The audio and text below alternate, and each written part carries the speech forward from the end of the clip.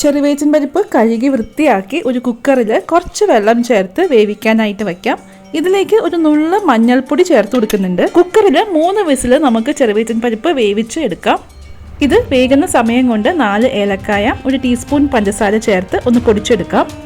ചെറുവേച്ചിൻ പരിപ്പ് നന്നായിട്ട് വെന്ത് കിട്ടിയിട്ടുണ്ട്. നമുക്കിനി ഇതൊന്ന് ഉടച്ചെടുക്കാം. ചൂട് ആറിയതിനു ശേഷം നമുക്കിത് ഗോതമ്പ് പൊടിയിലേക്ക് ചേർത്ത് കൊടുക്കാം. നേരത്തെ പൊടിച്ചു വച്ചിരിക്കുന്ന ഏലക്കായും ആവശ്യത്തിന് ഉപ്പും നമുക്ക് ചേർത്ത് കൊടുക്കാം. സ്വാദിനായിട്ട് കുറച്ച് നെയ്യും ആവശ്യത്തിന് വെള്ളവും ചേർത്ത് നമുക്കിത് ചപ്പാത്തിയുടെ ഒരു കണക്കിന് കുഴച്ചെടുക്കാവുന്നതാണ്. ഇനി നമുക്ക് ഇത് ചപ്പാത്തിക്ക് പരത്തുന്നത് പോലെ തന്നെ പരത്തിയെടുത്ത് കുറച്ചൊരു കനത്തിൽ വേണം കേട്ടോ പരത്താനായിട്ട്. ചൂടായ തവയിലിട്ട് ചുട്ടെടുക്കാവുന്നതാണ്. കുറച്ച് നെയ്യ് ഇതിൻ്റെ മുകളിലായിട്ട് ഒന്ന് തടവി കൊടുക്കാം. അങ്ങനെ സ്വാദിഷ്ടമായിട്ടുള്ള ചെറുവേച്ചിൻ പരിപ്പ് ചേർത്തിട്ടുള്ള ചപ്പാത്തി റെഡിയാണ്. നല്ല സോഫ്റ്റ് ആയിട്ടുള്ള ചപ്പാത്തി ആയിരിക്കും. കുട്ടികൾക്കൊക്കെ സ്കൂളിലേക്ക് പാക്ക് ചെയ്ത് കൊടുക്കാൻ പറ്റുന്ന ചപ്പാത്തിയാണ് കേട്ടോ. ഒന്ന് ട്രൈ ചെയ്ത് നോക്കൂ. Thank you for watching. By.